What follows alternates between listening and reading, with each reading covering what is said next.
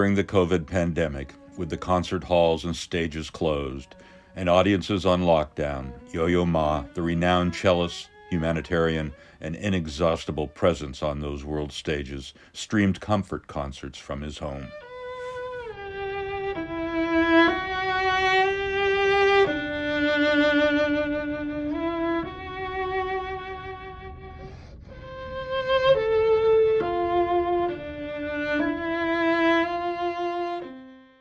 The physicist Fabiola Gianotti led the team at CERN, the European Organization for Nuclear Research near Geneva, Switzerland, to prove the existence of the Higgs boson, that elusive and fundamental particle theorized by Peter Higgs in 1964. We know the linearity between a few GeV and a few hundred GeV at the level of a few per million. This fit in the 9 different categories with an exponential function to model the background, so no theoretical prediction, no Monte Carlo. The background is determined from the sidebands, the signal, for example, from this spectrum, the ground fit. You get this plot here. Now the grand combination. Here goes. So this distribution is extremely clean, except one big spike here, in this region here. Excess with a local significance of 5.0 sigma at a mass of 126.5 GeV.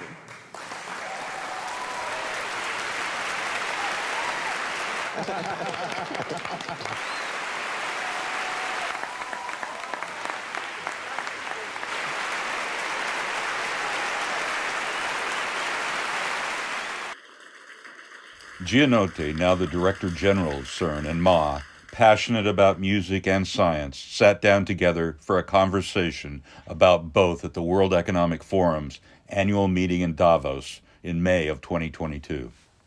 This is also the role of science and the arts. They can build bridges and they can maintain bridges even at times where all other bridges are broken. So, for instance, times of war.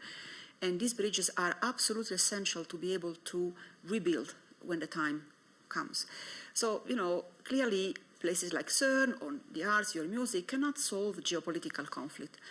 However, they show what humanity can do when we set aside our differences and we focus on the common good. And I think the arts and science can really plant seeds of peace, of hope and trust in a fractured world. Now, one of the differences between the two of us is that I grew up in a musical household. I chose the cello, and I'm still trying to figure out why I chose the cello. I thought it was big when I was 4. I wanted the biggest instrument, and I'm 66. I'm still playing, still trying to get it right. Now, what was interesting to me about Fabiola is that this is fascinating. She graduated from the Milan Conservatory in piano, studied Greek and Latin, studied philosophy in university. And the funny thing is, you thought you would give up philosophy because you wanted to do something more practical. And so you went into particle physics. I'm just saying. But it's easy because, I love philosophy. I love philosophy. But philosophy, I hope there is no philosopher here in the room. Philosophers usually turn around the question. They loop, and at the end you don't have the answer. Okay? Whereas particle physics and science in general, your goal is to answer the open questions. And this is what attracted me into physics. The fact that that I was very curious. I wanted to understand how things work. And there is nothing more fundamental than particle physics because it studies the building blocks of nature. So elementary particles, which are objects that you cannot cut into smaller pieces. So it's really the building block of the universe and the way they interact at the most fundamental level.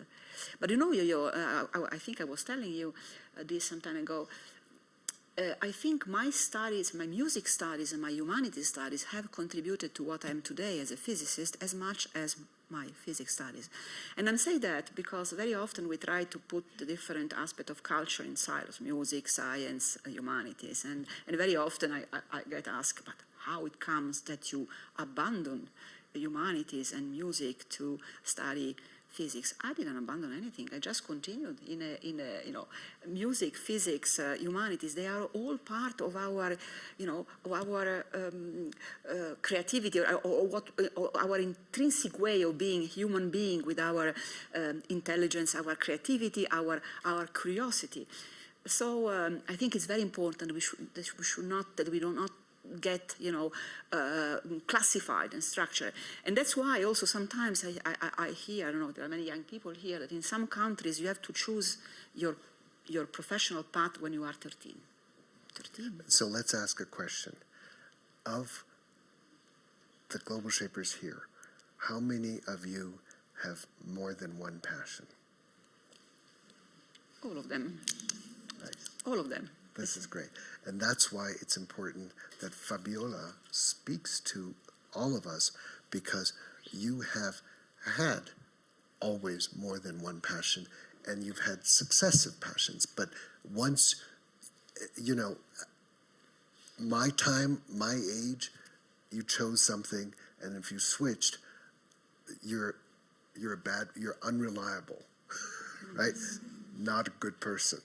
Today, I have friends between 20 and 30 who are now on their 4th jobs. My son has switched career 3 times. It's called flexibility. Yeah, and so I think, so there, in terms of looking for reset, and we're talking, sessions, Manny went to a hybrid session about working. I read about, values, flexibility, non-toxic work environment, able to actually be able to have changing responsibilities. So you're not stuck doing one thing. That's different from my era.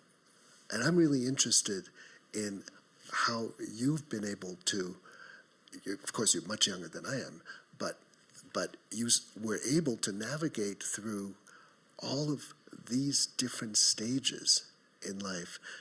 And you told me something interesting. I said, was it a professor? Was it people that do you remember what your answer was? I don't remember. What did I say? Parents. Thank you. Yes, right. Absolutely. As I told you, I had fantastic parents who actually taught me, gave me also this flexibility, because since I was a kid, they allowed me and they encouraged me to look at different things and have different experiences. So I think it's very, very important that the young people are exposed to as many experiences and opportunities that they have. It's very, I was saying before that it's, when I see that in some educational system, in some countries, you have to choose at the age of 13 whether you want to be a scientist or a humanist or a musician or an economist. How can you choose at the age of 13? It's far too early. So I think it's better to keep paths open as much as possible for the young people, so that they, what we are is the ensemble of the experiences that we go through. And so, the more experiences we have, the richer we are, and so also the stronger we are in facing the challenges of the world. And beyond that, one of the things that I find quite challenging nowadays is that we live in a world where the economy and the market requires people that are more and more specialized. You have to be the world expert on something to get a job. And we know that maybe in 20 years from now, the current jobs will not exist. So the best education, the best tools we can give to the young people is to give them a broad culture and the skills rather than the technical knowledge, the skills to change and to be able to adapt to the needs of the market. It's true. I was spent a couple days at a medical school and talking to medical students, and they're basically taught by their professors to say the best thing we can teach you is how you can teach yourself, because 4 years from now, everything that you learn today here is obsolete. Absolutely. So that's that's a tough thing to go through, and yet medical school students have to go through the same rituals of how many years of residency, how often you have to stay up for 72 hours because I did it, so you have to do that. Is that right, or is that, so there's the tradition and innovation part, right? So part of a reset is finding out, let's not throw out the baby with the bathwater, Yes. right?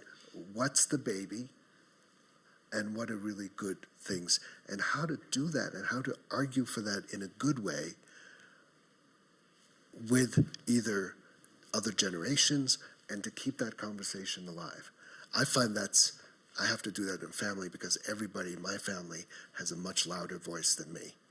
So I have to listen to them all the time, and every once in a while I raise my hand. Can I say something? Can I say something? Permission to speak. Yes, right. Speaking about education and training and knowledge, maybe one thing that I would like to stress, and we discussed this, and I think we try to do at CERN at least, is the importance of open science. So knowledge and education accessible to everybody for free. This is, in my opinion, one of the main tools we have nowadays to reduce the inequalities in the world, because clearly education and knowledge are empowering tools. I think the best thing you can do for a person is not to give this person money. Of course, money helps, but especially giving, education and knowledge, and this person then can have a successful path in life. So it's very important that these important tools, education and knowledge, are available to everybody for free.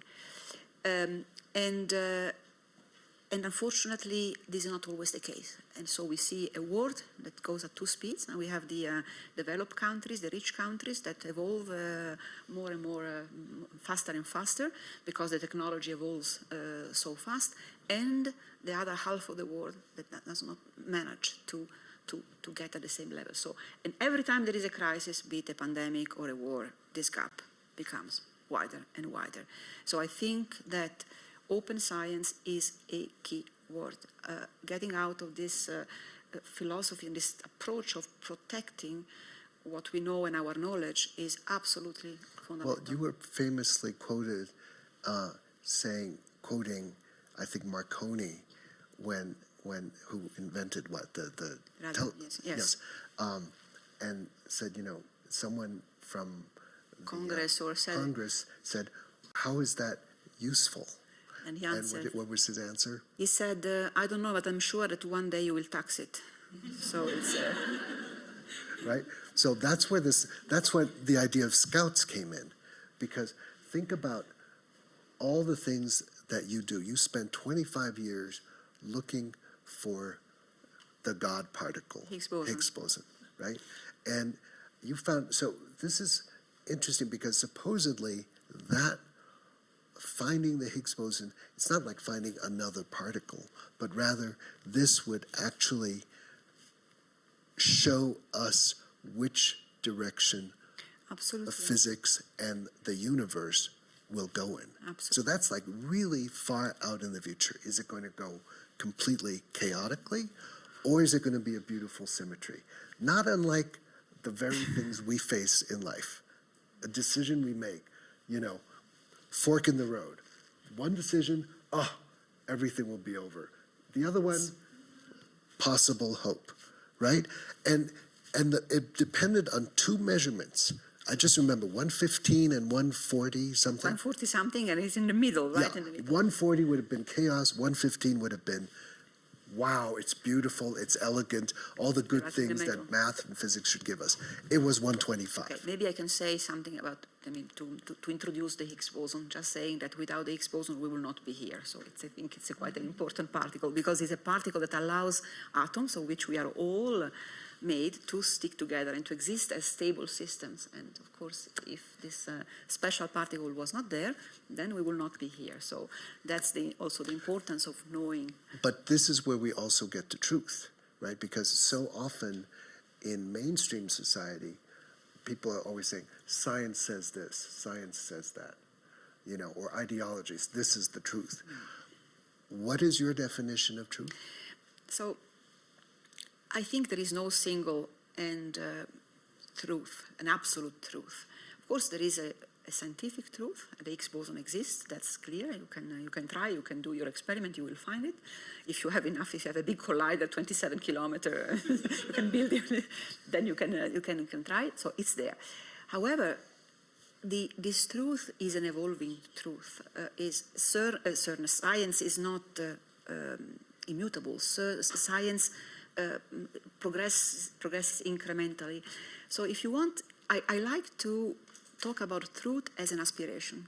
Okay, so the aspiration of a path of inquiry, of exploration, of scouting. We are talking about of scouting, and a path that has no end point. I think that the path of knowledge will never end. Thanks goodness, because if we knew everything, there would be no fun in life. Well, you even said that actually with the discovery of Higgs boson, and what is it that we know from physics and what don't we know?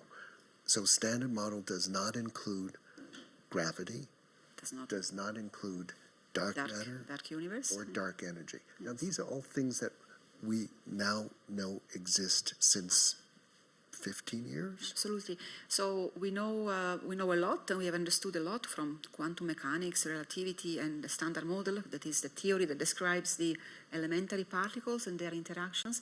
We know a lot of things, and this theory can describe very well our world.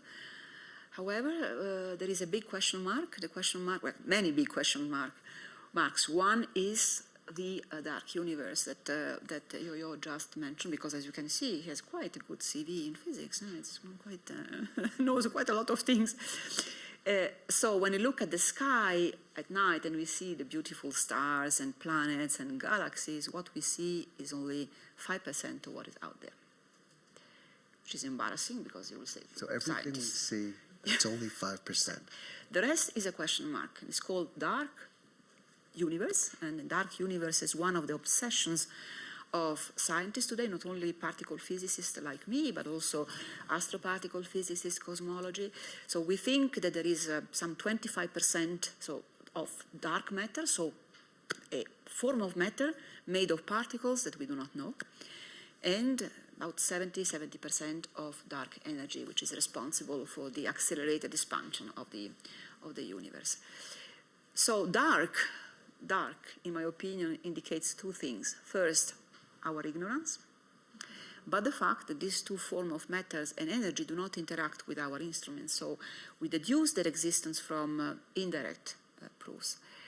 And so this is an example of the path of knowledge. We still have to find, to understand 95% of the universe, and I hope that some of the young global shapers here may be interested in helping us to find at least a few percent more and to increase our knowledge.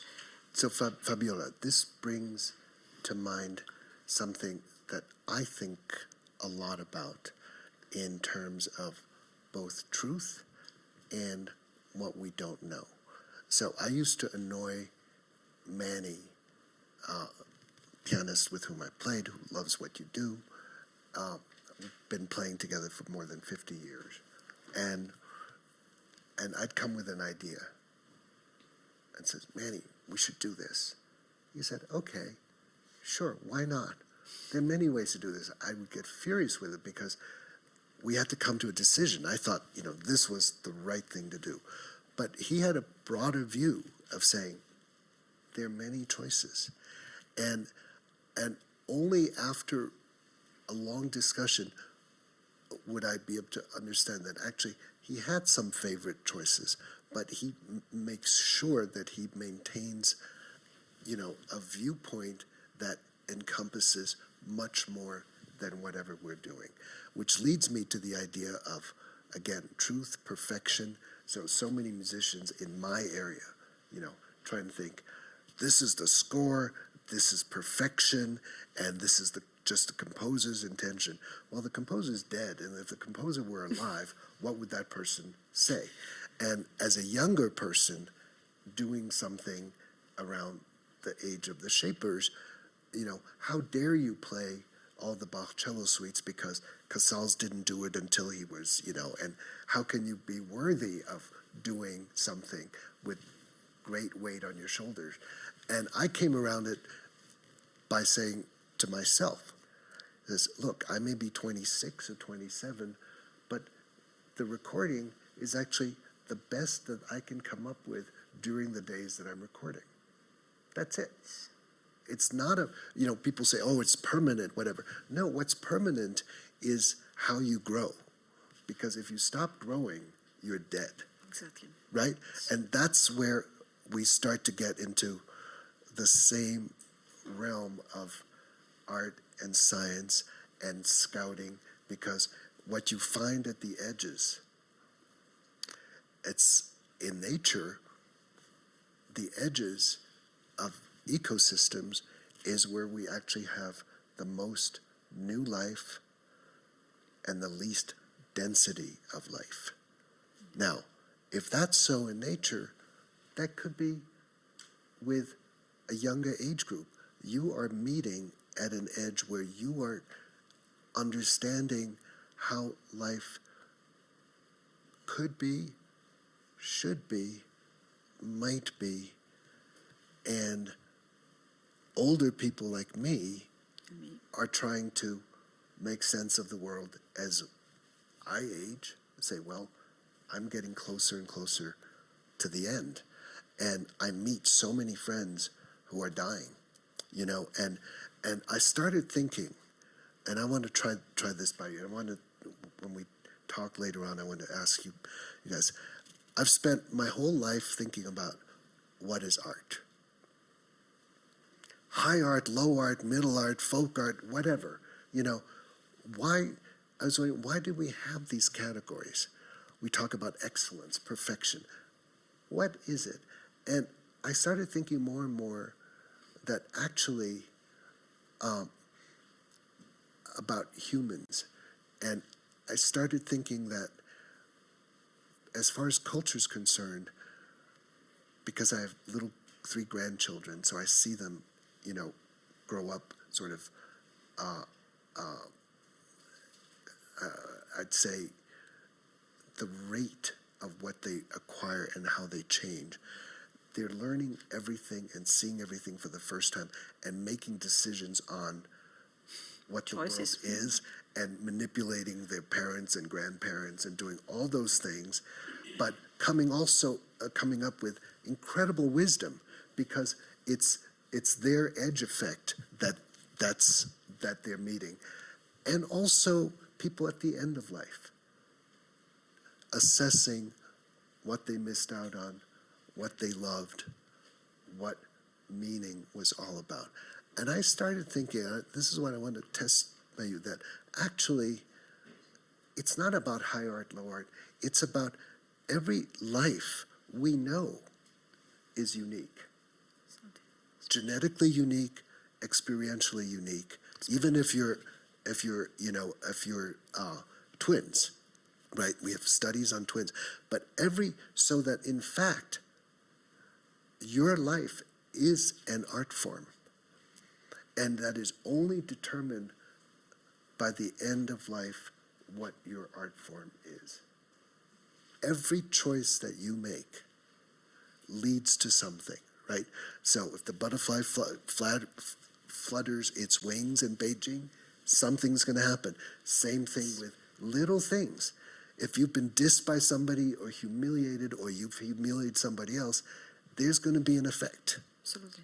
Right? So in fact, you are artists and scientists, because you're experimenting without the control, obviously, on what you are saying, what you're doing, how you act, and how that affects the world around you, and how it rests with you.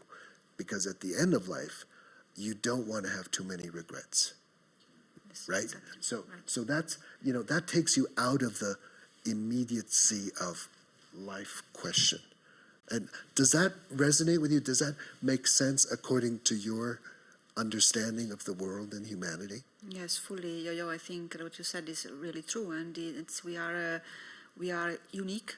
We are so many and so different, but so similar in some sense, but also so different and so unique. And I think, as you said, everything we do has an impact, but not only on us, but on many other people.